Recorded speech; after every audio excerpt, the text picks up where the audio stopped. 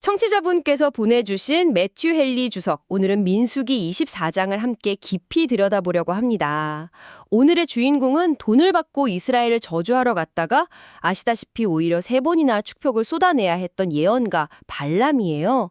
특히 오늘은 그가 마지못해 하는 그 축복 속에 얼마나 놀라운 예언이 숨어 있는지, 그리고 그 마지막 예언이 역사를 어떻게 관통하는지 한번 따라가 보려고 합니다. 네, 발람이라는 인물 정말 입체적이고 흥미롭죠. 맞아요. 하나님의 뜻이 뭔지 분명히 알면서도 자기 욕심을 포기하지 못하는 그 내적 갈등이 오늘 본문에 아주 생생하게 드러나거든요. 네네. 중요한 건 그의 본심과는 전혀 상관없이 하나님께서 그의 입을 어떻게 사용해서 당신의 위대한 계획을 선포하시는지 그 과정을 지켜보는 게 오늘의 핵심 포인트가 될 겁니다. 네, 바로 그 지점부터 이야기가 흥미진진해져요.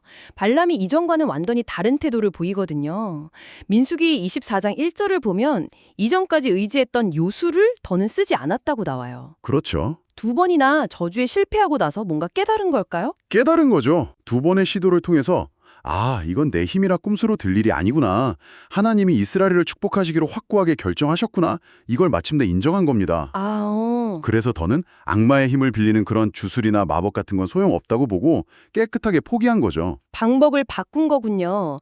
그런데 그가 이스라엘 진영을 바라보자 하나님의 영이 그 위에 임하셨다고 기록되어 있어요. 이게 그냥 영감을 좀 받았다는 정도의 뜻은 아닌 것 같더라고요. 맞아요. 훨씬 강력한 의미예요. 이제부터 발람이 하는 말은 그의 생각이나 의지가 아니라 성령께서 그의 의지를 완전히 압도해서 강권적으로 선포하게 하시는 예언이라는 뜻입니다. 장권적으로요? 네. 주석에서는 이걸 사무엘상 19장에서 사울왕이 다윗을 잡으러 갔다가 갑자기 예언의 영에 사로잡혔던 그 사건에 비유해요. 자기도 모르게 하나님의 말씀을 대언하게 된 거죠. 잠시만요. 그럼 좀 이상하지 않나요? 발람은 지금 하나님의 영에 사로잡혀서 예언을 하고 있는데 네. 바로 뒤에 이어지는 3절과 4절을 보면 하나님의 말씀을 듣는 자, 전능자의 환상을 보는 자라면서 자기를 엄청나게 포장하거든요. 네네. 이 두 가지가 어떻게 한 사람 안에서 동시에 가능하죠? 바로 그게 발감이라는 인물의 모순을 가장 잘 보여주는 지점이에요. 그는 하나님이 주신 그 엄청난 영적 체험과 지식을 겸손의 재료로 삼는 게 아니에요. 자기 PR의 수단으로 삼고 있는 거죠. 마치 자신이 하늘나라의 비밀을 아는 중요한 인물, 뭐랄까 하늘나라의 강요라도 되는 것처럼요. 내가 바로 이런 계시를 받는 사람이다 하고 과시하는 겁니다. 특히 눈을 감았던 자가 이제는 눈을 떴다는 표현을 반복하는 걸 보면 정말 무슨 대단한 깨달음을 얻은 도인 행세를 하는 것 같기도 하고요. 맞아요. 그 표현 자체는 진실을 깨달았다는 고백처럼 들릴 수 있지만 그 이면에는 그런 계시를 받아낸 자신의 능력을 은근히 자랑하는 교만이 숨어 있어요. 그렇군요. 주석이 정말 날카롭게 지적하는데 사람을 자랑으로 이끄는 지식은 지옥으로 가는 길을 밝혀줄 따름이다 라고 경고하거든요. 와, 육신의 눈은 떴을지 몰라도 탐욕에 가려진 마음의 눈은 여전히 감겨있는 상태인 거죠. 요즘 말로 하면 내가 신과 직통하는 사람인데 하면서 명함이라도 뿌릴 기세인데요. 그런데 참 아이러니하게도 그런 교만한 사람의 입에서 나온 축복의 내용이 정말 아름답고 웅장해요. 야곱이여 네 장막들이 어찌 그리 아름다운고 이 감탄부터 시작하죠. 그 모습을 풍성한 골짜기, 강가의 동산, 그리고 하나님이 직접 심으신 향기로운 백향목에 비유하죠. 이건 단순히 외적인 모습이 아니라 하나님의 백성이 가진 내적인 연합과 거룩함의 아름다움을 보여주는 겁니다. 그 물통에서는 물이 넘치겠고라는 표현도 참 시적이네요. 이게 단순히 농사가 잘 될 거다라는 뜻 이상으로 들리는데요. 좋은 질문이에요. 이건 단지 물이 많다는 걸 넘어서 마치 하늘에서 축복의 소나기가 쏟아져서 그들의 번영과 생명력이 마르지 않을 거라는 약속이에요. 그런 의미군요. 네, 더 나아가 그들의 선한 영향력이 마르지 않는 샘물처럼 온 세상으로 흘러넘칠 거라는 그림까지 그려볼 수 있죠.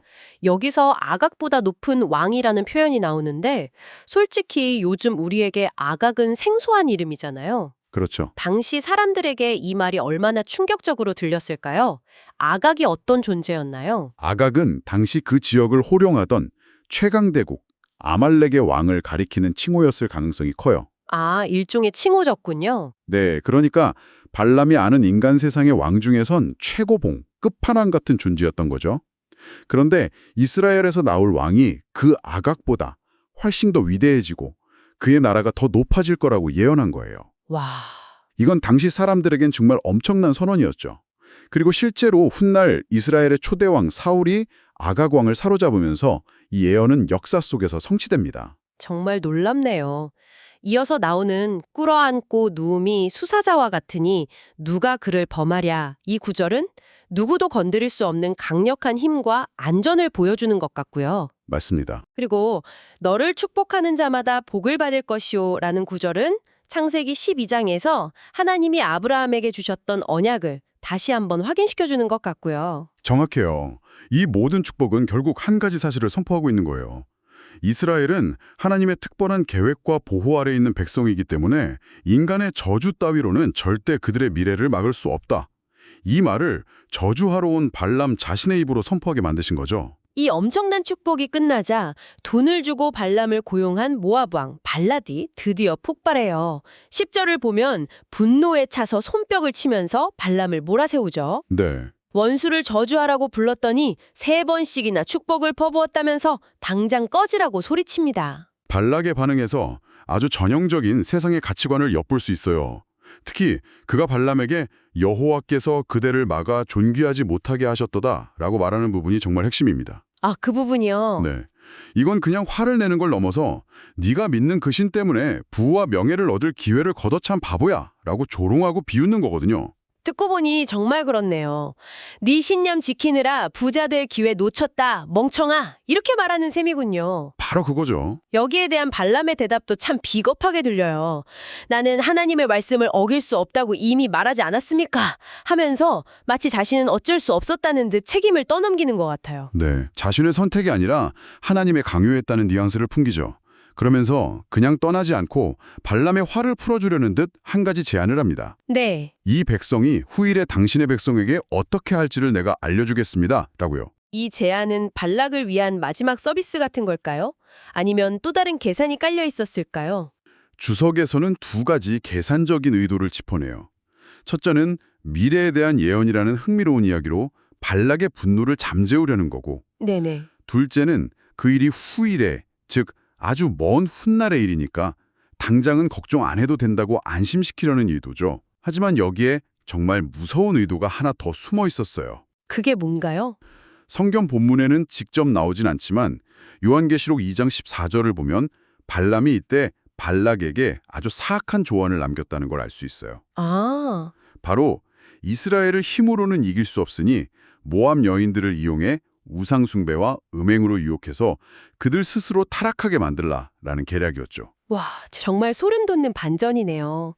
입으로는 하나님의 장엄한 예언을 쏟아내면서 뒤로는 그 백성을 무너뜨릴 가장 비열한 방법을 알려주고 떠났다는 거잖아요. 그렇죠. 이건 그냥 위선을 넘어서 거의 악마적인 수준인데요. 맞습니다. 저주가 통하지 않으니 유혹으로 무너뜨리라는 가장 교활하고 악마적인 조언을 남긴 거예요. 이것이 발람이라는 인물의 진짜 본성이었죠. 발락은 분노해서 그를 쫓아냈지만 발람은 그냥 떠나지 않아요. 여기서 그는 마지막으로 한 번 더, 그리고 가장 거대한 스케일의 예언을 쏟아냅니다. 네. 마치 이게 진짜 내 능력이다라고 보여주려는 듯이 말이죠. 네. 여기서 발람은 다시 한번 예언자의 모습으로 돌아오는데 그 시작은 여전히 자기 자랑이에요. 눈을 뜬 자, 하나님의 말씀을 듣는 자, 지극히 높으신 자의 지식을 아는 자라고 자신을 한껏 높이면서 마지막 예언을 시작하죠. 그리고 마침내 그 유명한 17절의 예언이 떠져 나옵니다. 내가 그를 보아도 이때의 일이 아니며 내가 그를 바라보아도 가까운 일이 아니로다. 한 별이 야곱에게서 나오며 한 규가 이스라엘에게서 일어나서. 이 구절 정말 많은 의미를 담고 있는 것 같아요. 이건 성경에서 가장 유명하고 중요한 메시아 예언 중 하나예요. 여기서 별은 영광과 광채를 상징하고요. 네. 규는 왕이 손에 드는 지팡이, 즉 왕의 통치권을 의미해요. 간단히 말해 야곱의 후손 가운데서 영광스러운 왕이 나타나 온 세상을 다스릴 거라는 예언이죠. 이 예언이 단순히 다윗 왕 같은 이스라엘의 위대한 왕 한 명을 가리키는 걸 넘어선다고요? 물론 1차적으로는 다윗 왕이 모압과 에돔 같은 주변국들을 정복하면서 성취된 것으로 볼 수 있어요. 하지만 예언의 스케일이 그걸 훨씬 뛰어넘습니다. 아, 그 왕이 모든 소동하는 자식들을 다 멸하리로다라고 하는데 여기서 소동하는 자식들, 즉 셋의 자손은 특정 민족이 아니라 온 인류를 가리키는 표현이거든요. 온 인류요? 네, 그의 통치가 이스라엘을 넘어 전 우주적일 것을 암시하는 거죠. 그래서 이 예언은 궁극적으로 예수 그리스도를 가리키는 것으로 해석됩니다. 아, 그래서 훗날 동방 박사들이 별을 보고 유대인의 왕을 찾아왔던 이야기가 바로 이 발람의 예언과 연결될 수 있다는 해석이 나오는 거군요. 정말 흥미로운 연결고리네요. 네, 충분히 가능한 추론입니다. 동방 출신인 발람의 이 예언이 그 지역에 계속 전해져 내려오다가 마침내 메시아의 탄생을 알리는 특별한 별이 나타났을 때 그들이 그 의미를 깨닫고 길을 떠났을 수 있다는 거죠. 정말 대단하네요. 그런데 이 예언은 이스라엘의 미래뿐만 아니라 주변 민족들의 운명까지도 짚어주더라고요. 먼저 아말렉에 대해서는 뭐라고 하나요? 당시 민족들의 으뜸이라 불릴 만큼 강력했지만 그 종말은 멸망에 이르리로다라고 단호하게 선포해요. 하나님께서 아말렉과 대대로 싸우시겠다고 하신 그 말씀이 반드시 이루어질 것을 재확인한 거죠. 가인족 속에 대한 예언도 흥미로웠어요. 바위 위에 둥지를 튼 것처럼 아주 안전한 요새에 살았다고 하는데 그들의 운명은 어떻게 예언되죠? 맞아요. 그들은 자신들의 천연 요새를 믿고 교만했지만 발람은 그들이 결국 쇠약해져서 아수로의 포로가 될 거라고 예언해요. 세상의 그 어떤 견고한 성이나 안전한 요새도 영원할 수 없다는 걸 보여주는 대목이죠. 예언은 여기서 그치지 않고 훨씬 더 먼 미래로 나아가더라고요.